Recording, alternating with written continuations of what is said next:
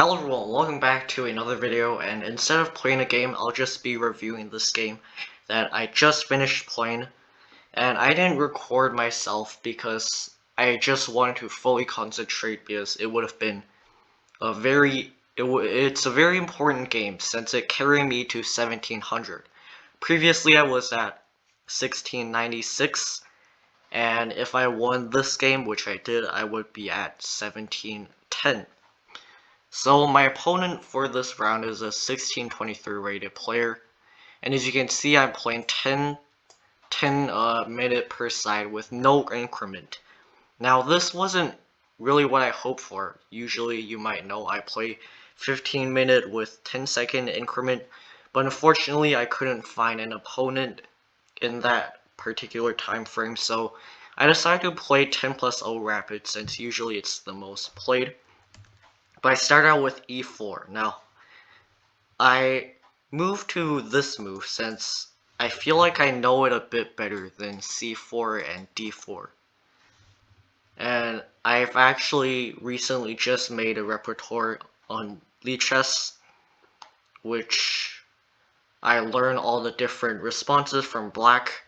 And now I'm just going to play the Ruy Lopez and all that.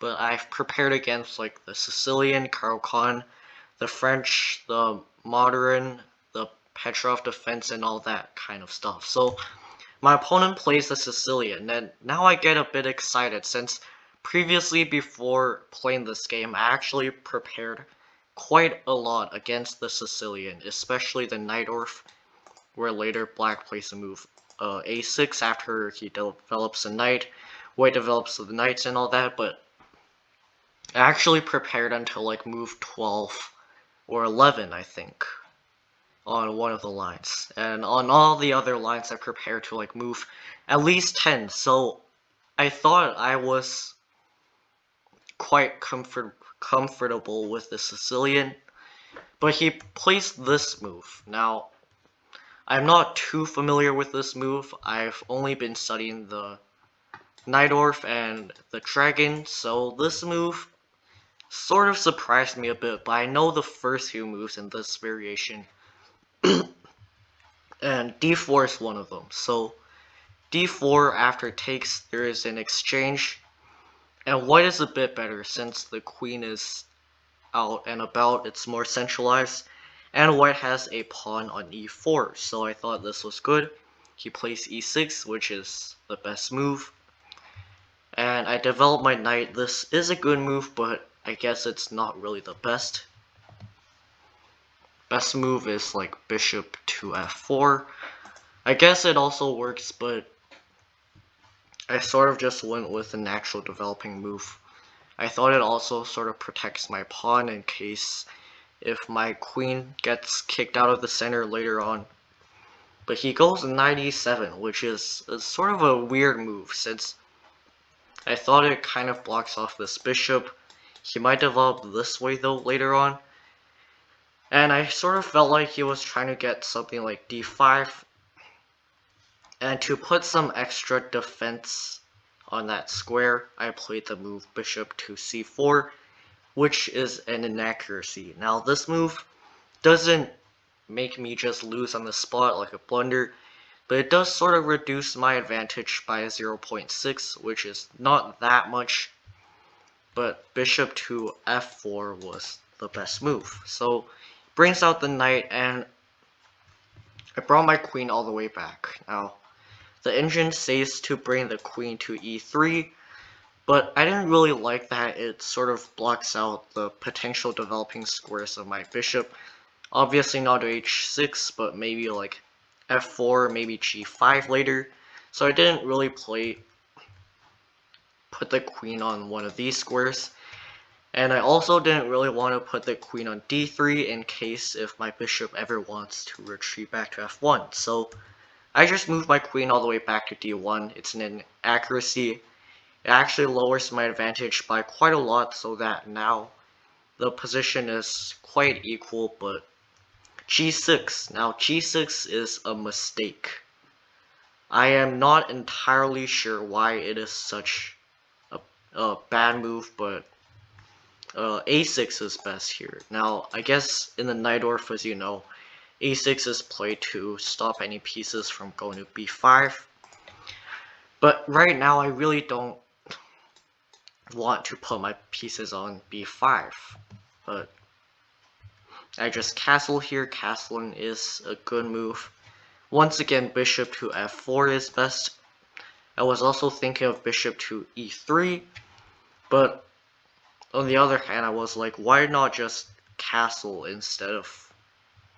Why not just castle and then develop the bishop? Like, black doesn't have that much pieces out. He has a knight, he is about to bring out the bishop. I felt like I was just slightly more active in a way, and he brings out the bishop. And I played this move, which was actually a mistake. And the point of this move is that I didn't really want to play bishop out to f4, because I just thought that he could take, and I have to take back with the pawn, and this pawn structure is just not good. Like, you really do not want isolated pawns in the middle game, but I guess it's actually fine right now according to the engine. Of course, I'm not that good at chess, and I can't see like 20 moves later on. So I just thought, sort of look at it and just immediately thought that this was bad. Since 9 times, maybe 7 times out of 10, you do not want pawn islands like this. So I instead played bishop to d2, thinking that if he takes, I will take back with my bishop. And I have these quite powerful bishops that will definitely benefit me later on in the game. But he castles here, which is the best move, and here I was a bit out of ideas. Like, I thought for a bit, you know those moments where you're in a middle game and you don't really know what to do. So I was just thinking of why not just develop my rook and see what he does. He brought out his queen. This move is a bit weird because it doesn't really do much. Like, this pawn is pretty well defended.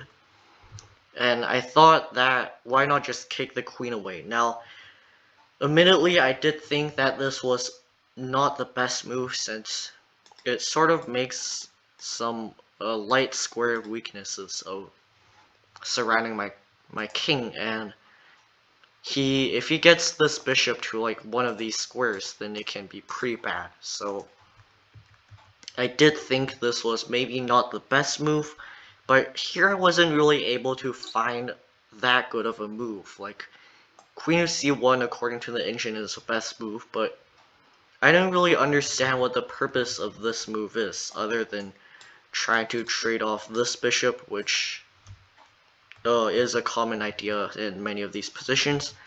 But I just went here, and he brings the queen to h3. And here I sort of realized that this queen was a bit trapped, and that I could anytime bring my bishop back to f1. But first, I just sort of wanted to consolidate, and I brought my bishop to f4, which is actually the best move. And he makes this blunder. Now, the reason this is a blunder, like I said before, his queen is a bit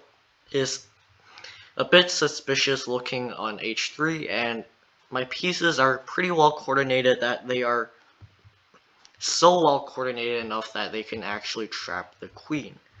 And that is what happens. And here my opponent goes to h3, but still no use since bishop to g3.